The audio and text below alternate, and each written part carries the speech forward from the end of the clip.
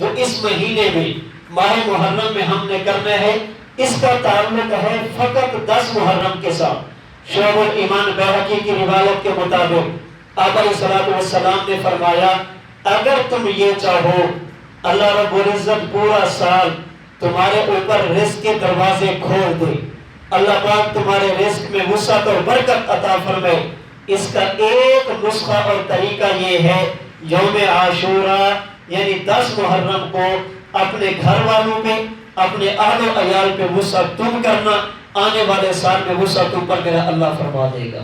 من وسع علی نفسہ و عیالہ وسع اللہ علیہ سائر سنتہ، فرمایا جو آدمی 10 محرم الحرام کو اپنے اہل و عیال پہ وسعت کرتا ہے، اللہ پورا سال اس پر رزق کے دروازے کھول دیتے ہیں، اللہ پاک وسعت اور برکتیں عطا فرما دیتے ہیں۔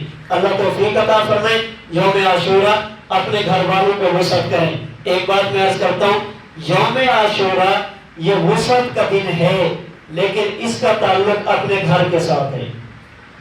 یہ جو حضور نے فرمایا کہ اللہ رزق میں وسعت دے گے کب؟ جب اپنے گھر والوں پہ وسعت کرو گے۔ صدقہ خیرات کرنی چاہیے، اس کے لیے پورا سال ہے۔ ہمارے کیا ہوتے ہیں، ہم سمجھتے ہیں کہ اس دن میں صدقہ خیرات دوسروں پر کیا جائے، حضور فرماتے ہیں نا، اس دن اپنے گھر والوں پہ وسعت کیجئے، اللہ پاک تمہارے اوپر وسعت فرمائیں گے۔ آپ کہیں گے روزہ رکھنا ہے، پھر وسعت کیسے؟ آپ سحری میں وسعت کر لیں، افطاری میں وسعت کر لیں، ایک کی بجائے 2 چیزیں لیں، سحری اور افطاری میں اپنے دسترخوان کو وسیع کریں، اپنے گھر والوں کو وسعت کریں، اللہ پاک رزق کے دروازے کھول دیں گے۔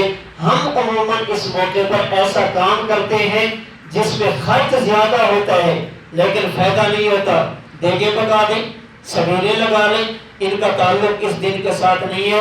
میں نے گزارش کی جو کرتا ہے وہ جانے، اس کا کام جانے، میں نے اور آپ نے سمجھنا ہے کہ اس دن میں ہم نے کیا کرنا ہے۔